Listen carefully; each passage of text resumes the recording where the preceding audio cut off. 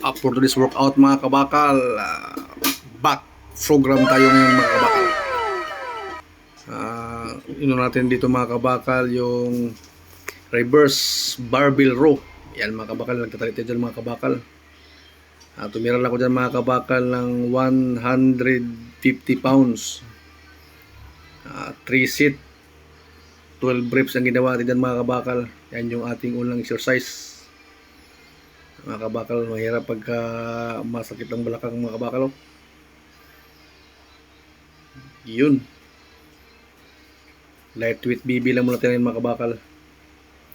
Tapos sinundan natin mga kabakal ng luro. Tumira ko dyan mga kabakal ng 200 pounds lang. 3 set 12 reps pa rin yung ginawa natin mga kabakal. Yan yung ating second exercise. Sa mga kabakal natin dyan na gustong sundan ang ating program, pwede nyo sundan to. Depende sa inyo kung gaano nyo mabigat.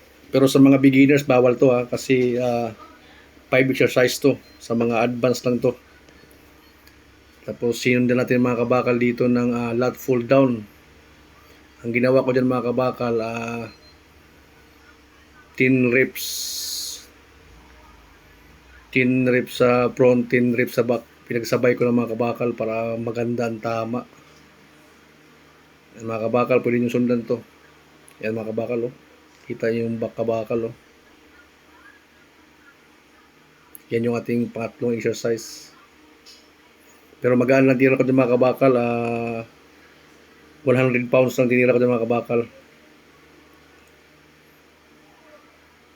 Pakasimple lang kabakal ng ating program pagka gusto nyo sundan. Kayang-kaya to. Pero bawal sa beginners to. Tapos pang-apat natin mga kabakal, seated drawing. Yan.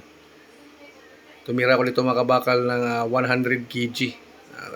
Medyo mabigat ng kaunti kasi machine naman. Simple mga kabakal, 3 set 12 reps ang ginawa natin dyan. Ganyan lang kasimple yung ating program.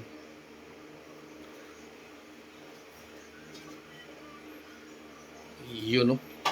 Tapos ito yung pinaka last exercise natin mga kabakal.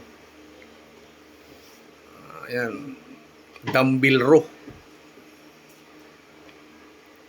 Tumira ko dito mga kabakal ng 110 pounds. Ayan mga kabakal, medyo mabigat mga kabakal kasi last exercise parang nakalima lang yata ako dito mga kabakal. Kitang kita yung back mga kabakal. Yun, no? Ganyan lang mga kabakal. Talagang tapos hindi ako nagpaano dyan mga kabakal, sinundan ko ulit sa kaliwa. Kaya pangiti-ngiti pa mga kabakal, pero hirap na yung kabakal nyo.